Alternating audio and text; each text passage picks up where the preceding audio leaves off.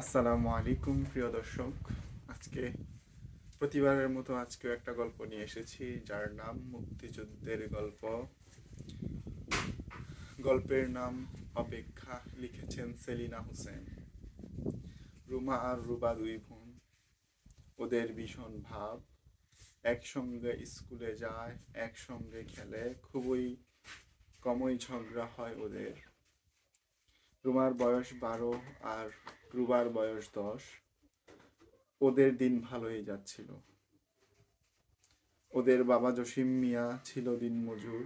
অন্যের ক্ষেতে ধান কাজ করত, অন্যের ক্ষেতে কাজ করত। ওদের মা গায়ের কারো বাড়িতে কাজ করে কিছু আয় করত।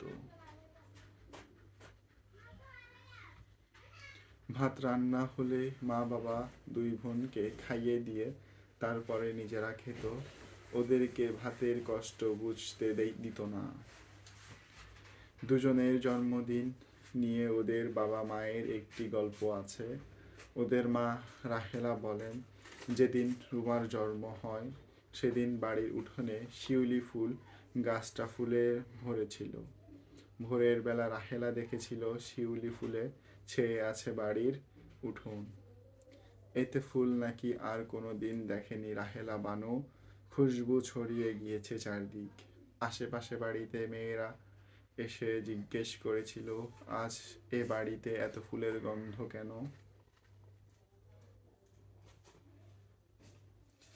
তখন ওরা কথায় জড়ানো রুমালকে দেখে বলেছিল, ওমা, এটা কখন হলো? এই ফুলটা থেকেই তো গন্ধ ছড়াচ্ছে। এটাই আমাদের শিউলি ফুল। হাঁ হাঁ করে হাসে জসিম মিয়া, আর রুবা বাবার গলা জড়িয়ে ধরে এক চুল মাথা ভেতরে মুখ লুকায়। রুবা তখন উদ্গ্রীব হয়ে বলেন, মা, আমার গল্পটা বলো।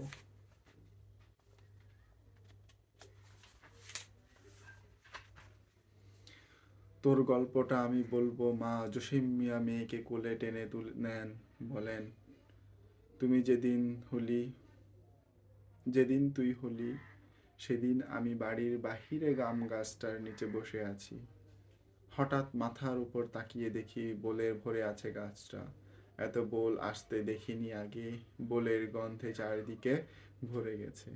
মৌমাছি উড়ে বেড়াচ্ছে, কত প্রজাতি আর ফড়িং। আশেপাশে বাড়ি থেকে লোকেরা এসে জিজ্ঞেস করে, কি ব্যাপার জসিম মিয়া, তোমার আম গাছে আজ এত বোল কেন?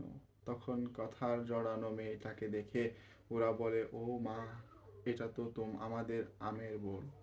এবছর আমরা আম খেয়ে শেষ করতেই পারবো না। খুশিতে উচ্ছ্বসিত খুশিতে উচ্ছ্বসিত হয়ে হাসে রাহেলা আর রুবা।